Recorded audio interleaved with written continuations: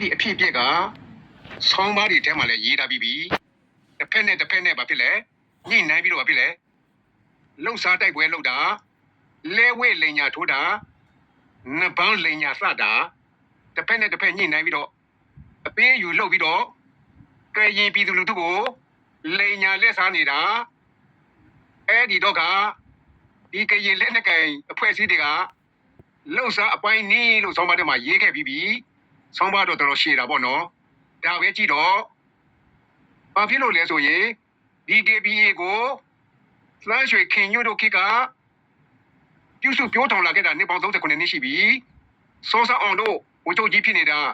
စောရွှေဝါတို့ဘိုးချုပ်ဖြစ်နေတာစောစိန်ဝင်းတို့ဘုံချုပ်ဖြစ်နေတယ်ဆိုတာကသူတို့ရာထုခံလို့မရဘူးနေပြည်တော်မှာရှိတဲ့မင်းအွန်လိုင်းအမိတ်ညွှန်ကြားချက်ရရာထုခံထားတာအဲ့ဒီဒါဘောင်တို့ခေါ်တဲ့ဗိုလ်ဒါဘောသူလားပွဲရတယ်ဆိုတာလေမင်းအွန်လိုင်းကပေးတာ performing လို့ခေါ်တဲ့သရုပ်ဆောင်ကောင်းလို့သဘောပေါက်လားမသိဘူးအဲ့ဒါကိုမင်းအွန်လိုင်းကမူတူးစေဖို့ပြောတယ်အဲ့လိုပုံစံမျိုးဘာဖြစ်လို့လဲဆိုတော့စောဒါဘောဆိုတဲ့ဒါဘောင်ကမူတူးစေဖို့ရဲ့ဓာတ်စီဆိုင်မှာအလုတ်သမားလေးတယောက်ပါနောက်ပိုင်းတော့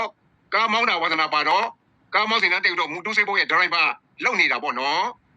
ပြီးတဲ့ခါကျတော့တစ်စိမ့်လက်လက်ကအဖွဲ့အစည်းကိုမူတူးစေဖို့ကပို့လိုက်တယ်ဆိုတော့မူတူးစေဖို့ပြောတဲ့အတိုင်းပဲတော့ကြိုတောင်ကြားထဲမှာပဲတိုက်ပါမြို့ထဲမှာတိုက်လို့မရဘူးနော်နေဆိုနေပြမှာပဲတိုက်ပါ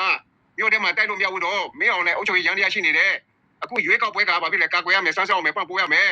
ဒါကဘာလဲ KNU အတူအယောင်မင်းအွန်လိုင်းရဲ့ KNU ပါလို့ပြောချင်ပါတယ်ခင်ဗျာ